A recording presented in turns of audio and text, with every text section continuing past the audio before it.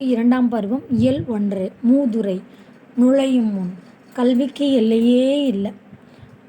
நான் பிறந்ததுலேருந்து இறுதி வரைக்கும் என்ன செஞ்சிட்டே இருக்கேன், கற்றுக்கிட்டே இருக்கேன்.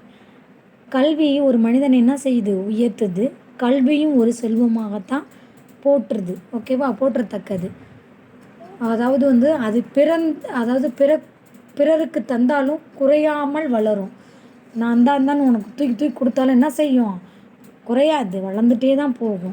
கல்வியை பிறரால் கைப்பற்றவோ அழிக்கவோ முடியாது. அழியா செல்வமாகிய கல்வியை கற்றவன் தான் என்னது, ஹீரோ. ஓகே, அப்படிப்பட்ட கல்வியை நாமும் கற்போம், வளம் பெறுவோம். ஓகே, வாங்க பார்க்கலாம்.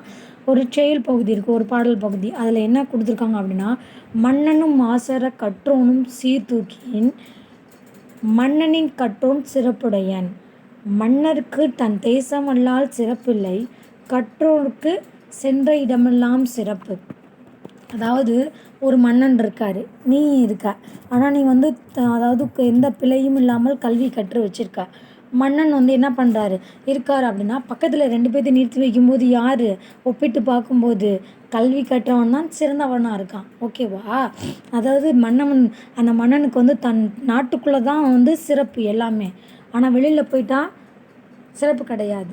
ஆனால் நீ கல்வி கற்றுருக்கேன்னு வச்சுக்கோ, கல்வி எவ்வளோக்கு எவ்வளோ நீ படிச்சிருக்கியோ, நீ போகிற இடமெல்லாம் உனக்கு எப்படி இருக்கும், சிறப்பு அப்படின்னு சொல்கிறாங்க. யார், ஔவையார். ஓகேவா, சொல்லும் பொருளும்.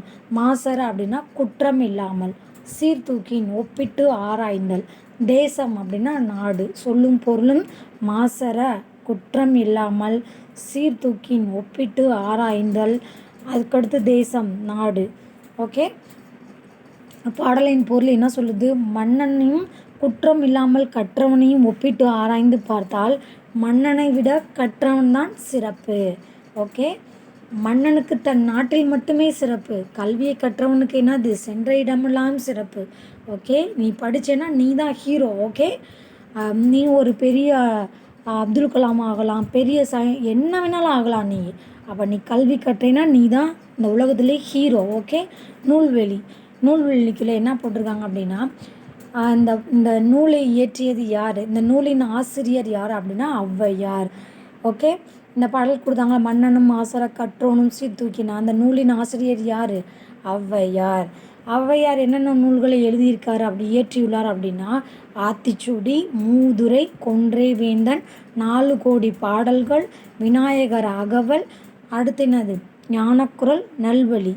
இதெல்லாம் என்னது, ஔவையார் இயற்றிய நூல்கள். ஓகே, மூதுரை என்னும் சொல்லுக்கு என்னென்ன பேர், மூத்தோர் கூறும் அறிவுரை.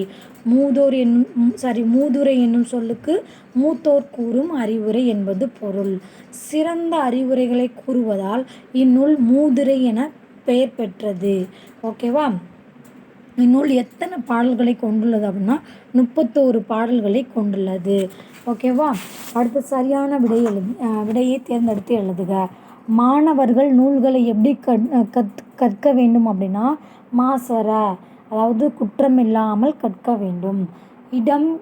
இடமெல்லாம் பிரித்தெழுதுக. இடம் கூட்டல் எல்லாம் ஆவணா. ஓகே, அடுத்து மாசற என்னும் சொல்லை பிரித்தெழுத கிடைப்பது மாசு ப்ளஸ் அற. ஓகே, அடுத்து குற்றம் கூட்டல் இல்லாதவர், குற்றம் இல்லாதவர். ஓகே, ஆனா. சிறப்பு ப்ளஸ் உடையார், சிறப்புடையார். ஆவணா. ஓகேவா, இப்போ மூதுரை என்னும் பாடலை பார்த்தோமா. ஓகே, அடுத்த